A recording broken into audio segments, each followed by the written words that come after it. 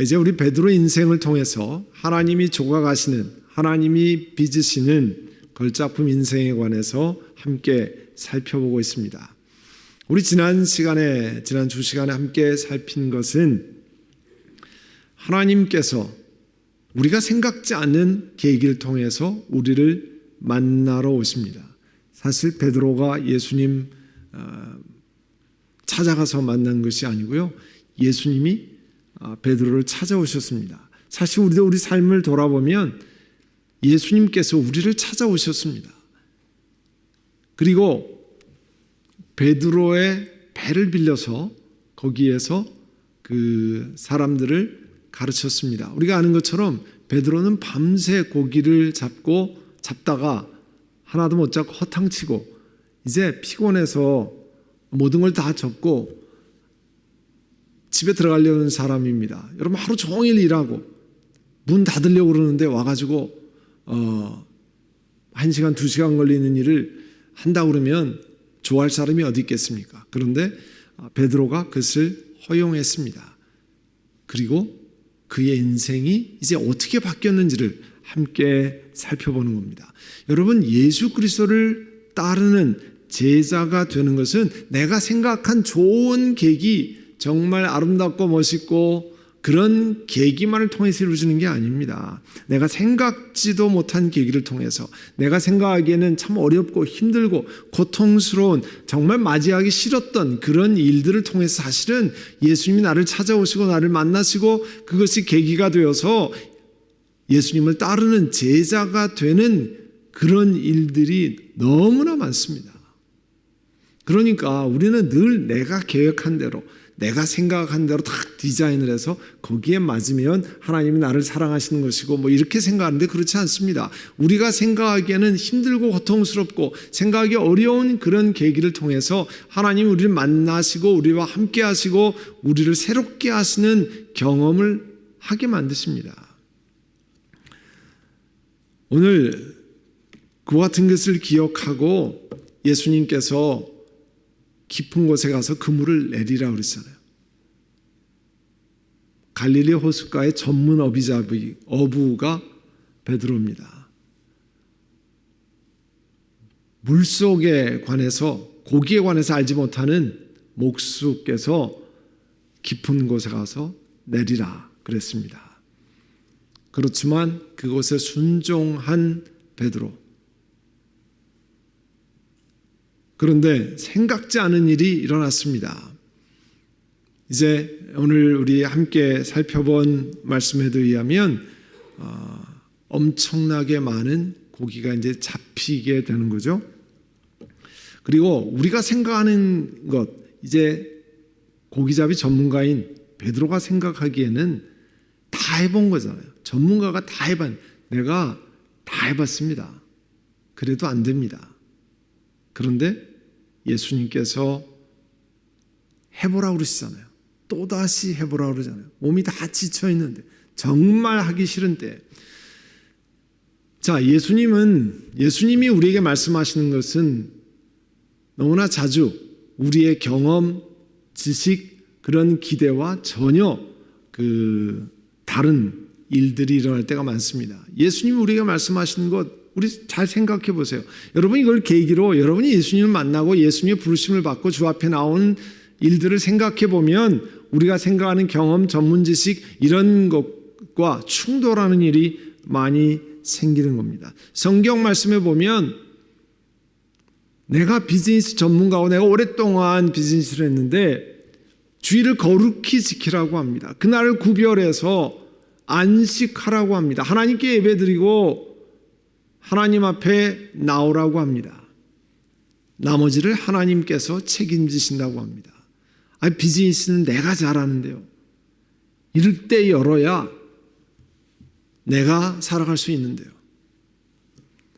하나님 말씀은 주의를 거룩히 지키라고 하는데 안식일을 거룩히 지키라, 정말 그렇게 해야 됩니까? 때로 어떤지 못 어떤지 말씀을 전하라고 그러는데 지금 이게 말씀을 전할 때입니까? 이렇게 가지고 되겠습니까? 그런 질문이 생기잖아요.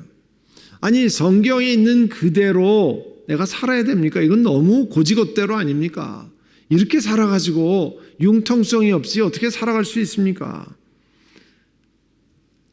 아니 70번씩 7번도 용서하라고 하는데 저런 인간을 내가 어떻게 용서합니까? 하나님 말씀대로 그렇게 해야 됩니까? 여러분 우리 크리스티아니티라고 하는 기독교가 상식과 이성을 무시하는 종교가 아니죠. 건전한 상식. 여러분 우리 교회에서 LA를 가려면 건전한 상식은 어떤 거예요? 프리웨이 60을 웨스트로 타고 가는 거잖아요. 60이 꽉 막히면 조금 올라가서 프리웨이 10, 10을 타고 웨스트로 가는 거잖아요. 그걸 이상하다고 생각할 사람이 하나도 없습니다. 그러나 하나님 말씀은 어떤 때는 우리의 생각과 이성과 상식을 뛰어넘은 요청을 하실 때가 있다는 거예요. 내가 생각하기에는 그렇게 하면 안 될 것 같은데 오늘 베드로가 생각하면 아니 지금 다 해봤는데 뭘 가서 또 해보라는 겁니까? 이 낮에 무슨 고기가 많이 잡힌다고 깊은 곳에 가서 고기를 던지라고 합니까?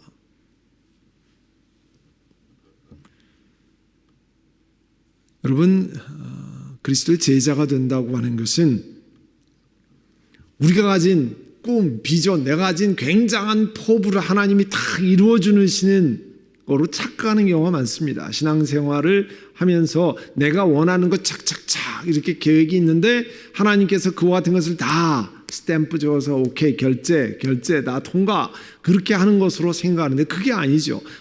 많은 경우는 어떤 경우는 그와 같은 내가 가진 생각, 기대, 소망 이런 것을 다 내려놓고 하나님이 부르시는 부르심에 따라가는 길, 그게 그리스도를 따르는 길입니다. 그런 걸 통해서 내가 하는 한계, 나의 리얼리티를 깨닫고 실체를 깨닫고 하나님 앞에 내려놓는 거죠.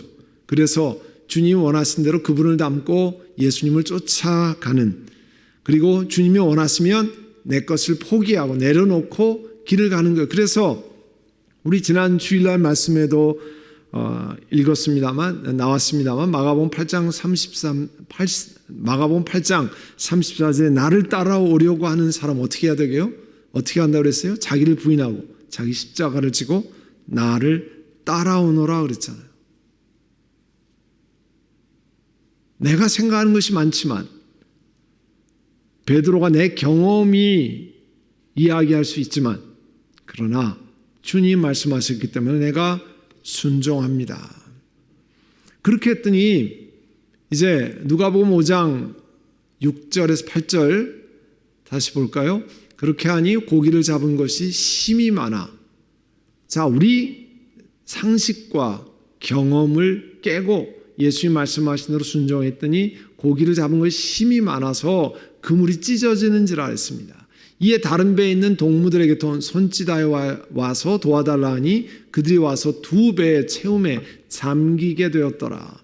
시몬 베드로가 이를 보고 예수의 무릎 아래 엎드려 이르되 주여 나를 떠나소서 나는 죄인이로소이다 하니 그렇게 말했습니다. 그 어느 조각가가 이런 재밌는 이야기를 했어요. 돌은 돌이 되기를 원하는데 예술가는 돌이 예술품이 되기를 원한다. 그냥 나는 그대로 있고 싶어 이렇게 하지만 예술가는 그 돌을 조각품으로 아름다운 예술품으로 만든다는 거예요. 우리는 내가 원하는 대로 그대로 있기를 원하지만 우리 인생의 조각가이신 하나님은 우리를 깎아서 하나님 원하시는 걸작품으로 만드시기를 원한다는 거죠. 하나님은 굉장한 것을 요청하시는 게 아닙니다. 평범한 우리들을 불러서 하나님께서 빚어가시는 거죠. 평범한 돌을 가지고 조각가가 깎아서 아름다운 걸작품을 만드는 거잖아요. 이탈리아의 대리석산을 제가 이렇게 봤는데요. 우리가 말하는 그 비싼 대리석이 산이에요, 완전히. 그 장면을 보니까 와, 이탈리아가 왜 대리석이 유명한 데인지 알겠더라고요. 그 화면을 쭉 보니까 그 넓은 산, 막 큰 크레인으로 거기서 이 대리석을 깎아가지고 이렇게 만들어요. 그 비싼 대리석을. 근데 거기 만드는 거 보니까 딱 네모난 거 아무것도 없는 거에다가 그림을 그려서 우리가 말하는 대리석으로 만든 기가 막힌 조각을 만들어내는 거죠. 똑같은 돌인데 조각가의 손에 잡히면 미켈란젤로의 아름다운 그 조각품이 나오는 거죠. 하나님께서는 우리 평범한 우리의 가족, 일터, 삶 이런 것을 통해서 하나님만이 하실 수 있는 특별한 일을 하십니다. 우리가 갖는 것을 훨씬 뛰어넘어서 하나님이 역사하시는 거죠. 오늘 베드로와 다른 제자들이 베드로가 특별히 순종했을 때 놀라운 일이 일어났습니다. 그 삶 똑같은 어부였어요. 그런데 예수님이 하라고 하는 일을 순종했을 때 놀라운 역사가 일어났습니다. 우리 삶을 살펴보면요, 한번 묵상해 보세요. 내가 주님께서 인도하신 것에 순종했더니 평범한 일 속에서 놀라운 역사가 일어났습니다 하는 것을 고백하실 수 있습니다. 제가 그 대학교 3학년 겨울방학 때 하나님이 나를 목사가 되게 부르신지도 모르겠다 그런 생각을 가지고 이제 그 하나님의 뜻을 찾기 위해서 하면서 제가 그 캠퍼스에서 대학에서 그 신앙생활 은혜를 받고 그 캠퍼스 안에서 복음을 전하는 일에 굉장히 마음에 불이 붙어서 캠퍼스에서 학생들을 전도하는 일을 하라고 하시나 그런 생각을 해가지고요. 당시에 대학생 전도하면 그 CCC가 유명했잖아요. Campus Crusade for Christ. 그 CCC의 그 당시에 한국의 대학생 청년들 엄청 일으켰던 김중곤 목사님을 이 그 정동에 있는 그 채플로 약속을 해서 찾아갔어요. 제가 이렇게 마음이 드는데 목사님 어떻게 하는 게 좋겠습니까? 그 상담을 하러 갔어요. 제가 그때 목사님 3분과 상담을 했는데요. 한 분이 그 CCC 김중곤 목사님이고 또 하나는 어느 신학대학에 다른 신학대학에 계신 교수님과 상담을 하고 또 하나는 제가 다니던 학교의 신과대학의 교수님과 상담을 했습니다. 그때 그 신과대학 교수님이 저에게 그런 얘기했어요. 목사가 되려고 하면 대학에서 공부를 하면 그 다음에는 신학대학원이라는 게 있다. 그때 처음 들어본 거예요, 저는. 신학대학원이라는 게 Master of Divinity라는 코스가 있으니까 그거를 가서 해라. 그렇게 하면 좋겠다고 그 가이드를 했습니다. 그냥 거기에 그렇습니까? 제가 모르는 거니까 그 길을 따라서 그렇게 하게 됐습니다. 그리고 그때가 81년이니까 꼭 그렇게 결단하고 30년이 아니죠. 40년이 됐네요.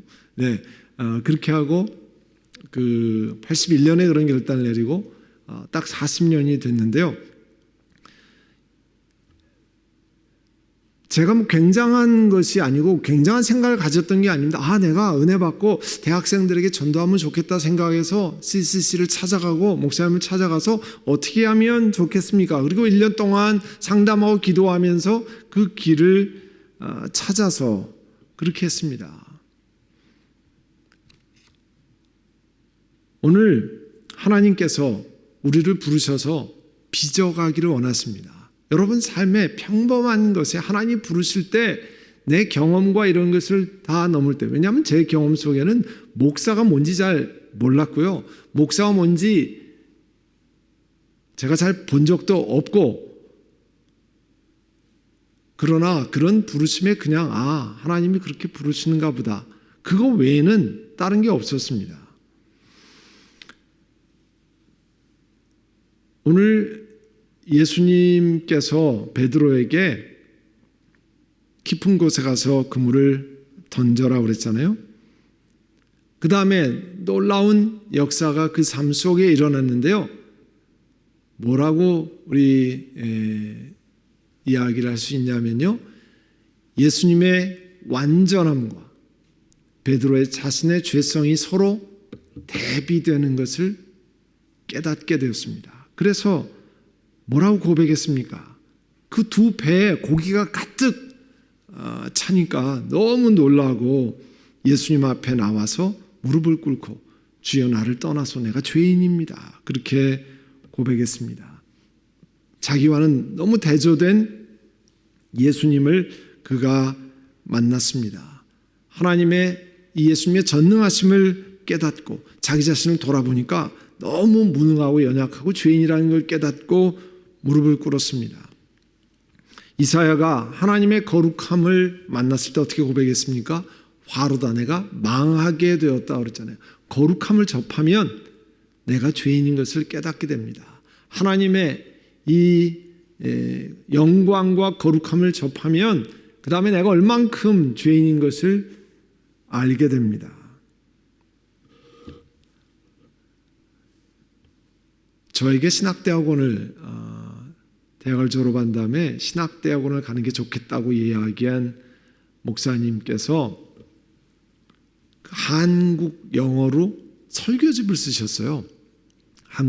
미국에서 막 공부를 하고 이제 신학대학에 돌아오셔서 강의를 하시고 그러는데 저는 뭐 전공이 정치학이었지만 그분 강의하는 걸 딱 한 과목을 그 신과대학에 가서 들은 적이 있는데 그분이 한국말과 영어로 이 설교집을 냈는데 그 제가 어느 날 집에서 그 책을 사서 설교집을 읽다가 내가 죄를 많이 지어서 큰 죄를 많이 지어서 죄인이 아니라 하나님을 하나님으로 모시지 못한 죄가 가장 크다는 것을 어느 날 설교집을 읽다가 깨닫게 됐어요. 제 기억으로는 그때 그 방에서 하나님 앞에 정말 죄송해서 내가 얼마나 큰 죄인인 걸 알고 눈물을 흘리고 통곡했던 기억이 있습니다. 여러분, 하나님의 거룩함에 접하면 내가 죄인인 것을 압니다.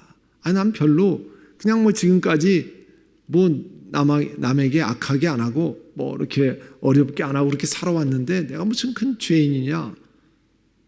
그러나 하나님의 거룩함에 접하면 내가 얼마나 죄인인 것을 깨닫게 되는 거죠. 오늘 베드로가 예수님을 만나고 내가 죄인으로서이다 그렇게 고백했습니다. 그리고 예수님의 인도하심을 받는 거죠. 여러분 각자마다 하나님께서 우리를 새롭게 하신 특별한 순간들이 있습니다. 뭐 굉장한 경험, 부흥회 때 엄청난 경험이 아니라 그 날마다 혹은 평범한 경험 속에서 하나님이 우리를 새롭게 하시고 우리를 부르시는 그런 경험들이 있습니다. 그걸 통해서 하나님이 우리를 부르시는 거예요.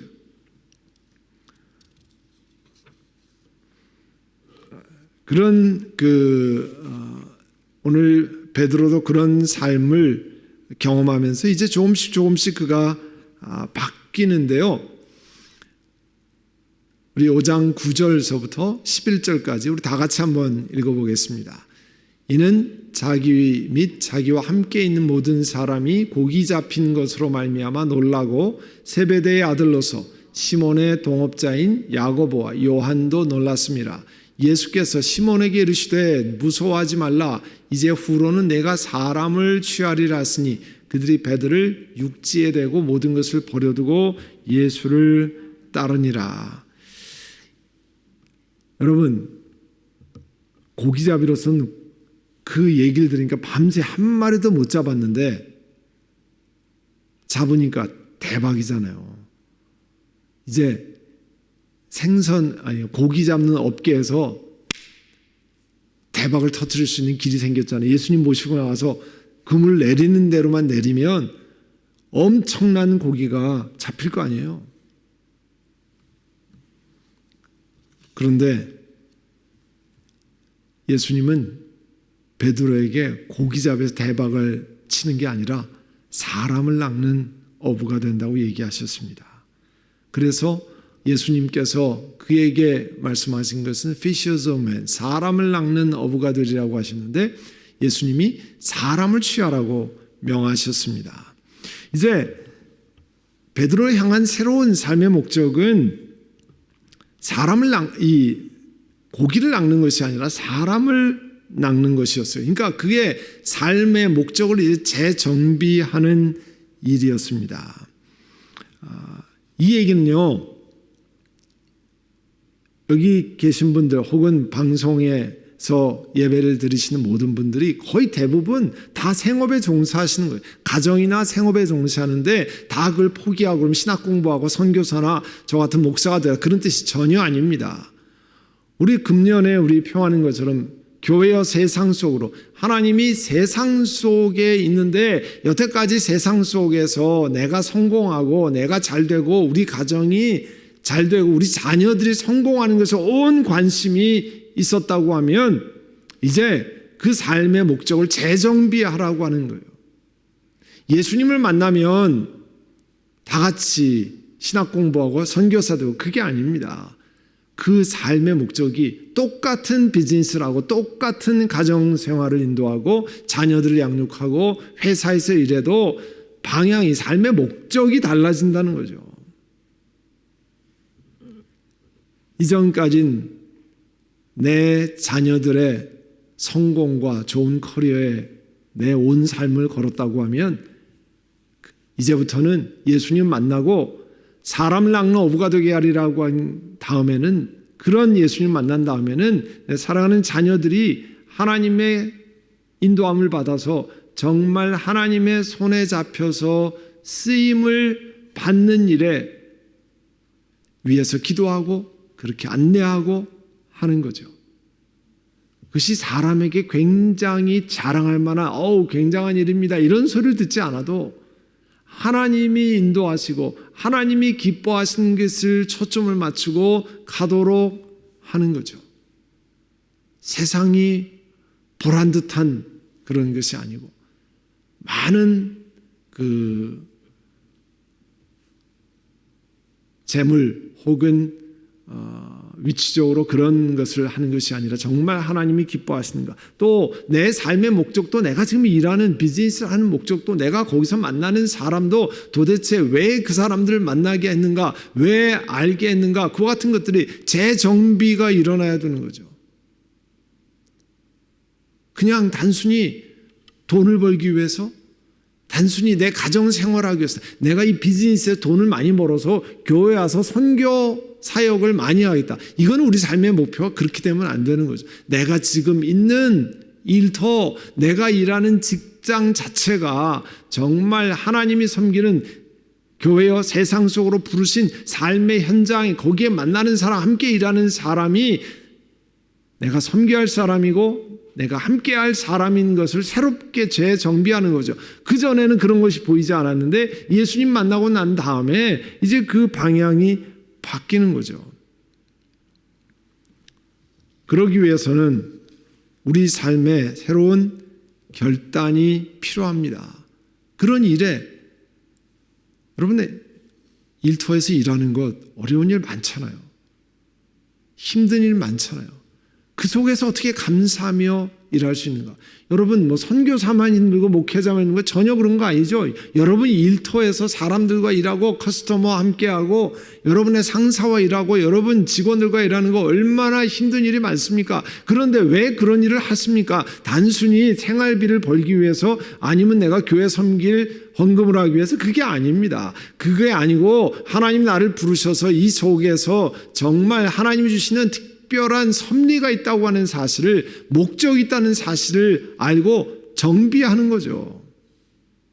그래서 오늘도 하나님 나를 부르셔서 일터에 나가는 것이 정말 하나님이 나에게 맡기신 귀한 사역장에 나갑니다. 저 같은 사람이 교회에 출근하는 것처럼 여러분도 하나님의 사역 현장에 나가도록 하는 거죠. 하나님께서 이제 베드로를 부르셔서 사람을 취하라고 하십니다. 자, 지금까지 어부로 잔뼈가 굵었던 사람이요, 하루아침에 사람을 취하는 일이 금방 됩니까? 하나님께서 우리 조각가가 돌을 갖다 놓고 정으로 쪼고 끌로 깎고 그런 작업이 필요한 것처럼 우리 인생에도요, 하나님이 그와 같은 일을 하기 위해서 많은 끌과 정으로 작업하는 일이 많습니다. 하나님이 우리를 그렇게 부르셨습니다. 그런 일을 하도록 계속해서 하나님께서 훈련하십니다. 그래서 여러분 일터에서 부딪히는 거, 교회 소그룹에서 봉사다가 서로 부딪히는 거, 그게 제가 누누이 말씀하잖아요. 그런 것을 통해서 우리를 하나님이 깎으시는 거라고. 그런 걸 놓고서 가슴 아파하고 기도하고 안타까워하고 또 씩씩거리기도 하고 그런 걸 통해서 우리가 하나님 앞에 어저스트 하는 거라고요. 하나님이 지금 조각가, 전능하신 조각가가 우리 삶에 끈을 대시고 그 작업을 하고 계시는 거라고. 아프지만 그 길을 통과해야, 힘들지만 그 길을 가야 내가 깎여서 나중에 주님이 원하시는 모습으로 하나님 앞에 들어가기 전까지 하나님께서 다듬으시는 거라고 그런 말씀을 나눴잖아요. 일생의 과정이 걸립니다. 오랜 시간이 걸려요. 우리는 단기간에 끝내고 그 다음부터는 좀 편안하게 가기를 원하는데 끊임없이 하나님께서 깨트릴 부분을, 쪼아내실 부분을 발견하시는 거죠. 하늘나라 입성하기 전까지. 그러니까 그런 작업, 나는 어디 때까지는 뭐 힘들게 하지만 그 다음부터는 편안한 그런 것, 그런 길은 없습니다. 예? 그러니까 어느 순간부터 그냥 편안하게 이제 인생이 다 모든 것을 통달한 도사가 되는 그런 게 있으면 참 좋은데 그런 게 아니라는 거죠. 왜냐하면 우리가 예수 그리스도의 형상이 될 때까지 하나님께서 계속 만들어가지고 빚어 가시는 것을 기억해야 합니다. 오늘 그와 같은 것을 기억하고 여러분 하나님이 주시는 삶을 한번 이번 기회에 돌아보세요. 이 걸작품 인생 이 금요일마다 돌아보면서 여러분 부부지간에 혹은 자녀들과 여러분 아는 지인들과 나와서 하나님 내가 이런 과정을 겪어오게 하시는데 이런 걸 통해서 하나님이 특별한 일을 하시는 것 같아요. 저희 부부가 어제 장례식 인도를 가면서 오면서 무슨 생각을 했냐면요. 사실은 저희 가정에 저희 아버지의 암투병, 또 저희 아내의 어머니의 암투병으로 인해서 사실은 우리가 만날 수 없는 사람이 만나게 됐습니다. 양쪽 가정에 암투병이 아니었으면 우리는 전혀 만날 수 없는 사람이었습니다. 그리고 같은 교회로 가서 만날 수 있는 사람이 전혀 아니었습니다. 그래서 갑자기 그 생각을 하면서 하나님께서 힘든 시간을 통해서 부르셨지만 이제 저희를 부부로 만드시고 또 교회를 섬기게 하시고 그렇게 했네. 다시 한번 오랜 시간의 이야기, 오래전의 이야기를 다시 되돌리게 됐습니다. 여러분도 여러분 각자의 삶 속에서 생각지 않았던 그런 것들을 돌아보시면 하나님이 부르시는, 하나님이 역사하시는 그런 현장이 있습니다. 오늘 이 베드로의 삶을 돌아보면서 그와 같은 것들을 생각해보고 돌아보기를 원합니다. 오늘 우리 첫 번째 가를 마무리하면서 여러분 기억하셔야 될 것은 하나님의 제자로, 예수님의 제자로 부르시는 건 정말 생각지 않은 계기로, 그것이 내가 정말 고통스러워하는 일, 내가 원치 않은 일이었는지도 모르지만 그러나 하나님은 그런 기회로 우리를 부르신다는 것, 그리고 우리가 생각했던 일반적인 경험, 내가 가지고 있는 지식을 뛰어넘어서 하나님이 역사하신다는 사실, 그리고 예수님을 따르기 위해서는 오늘 베드로를 물고기 잡는 어부에서 사람 낚는 어부로 전환시키신 것처럼 우리 삶의 가치관이 전환되어야 된다는 것, 삶의 목적이 재정립되어야 되는 것. 그래서 여러분 일터 가정에서 자녀를 양육하는 것, 또 회사에서 일하는 것, 다른 사람과 함께하는 것, 그런 것의 목표가 재정립되어야 주님이 기뻐하시는 사람으로 성숙되어 나간다는 사실을 기억하시기 바랍니다. 그래서 우리 한번 같이 기도하겠는데요. 지금 말씀드린 것처럼 하나님, 내가 생각지 않은 그런 기회를 통해서 우리를 부르셨습니다. 제가 원치 않았던 길이었지만 하나님 그런 걸 통해 저를 만나 주셨습니다. 그리고 우리의 생각과 경험을 뛰어넘는 하나님의 놀라운 역사가 있었습니다. 우리 하나님이 우리 인생의 삶을 재조정하기를 원하고 목적을 새롭게 해서 하나님이 기뻐하시는 사람으로 내 일터에서 가정에서 만들시기 위해서 하나님 우리를 부르셨습니다. 우리 하나님 감사합니다. 오늘 그와 같은 것을 기억하며 하나님 앞에 찬양을 올립니다. 또 혹시 그와 같은 것을 깨닫지 못하고 내 중심으로 지금까지 자꾸 살아가려고 한다고 하면 하나님 앞에 회개합니다.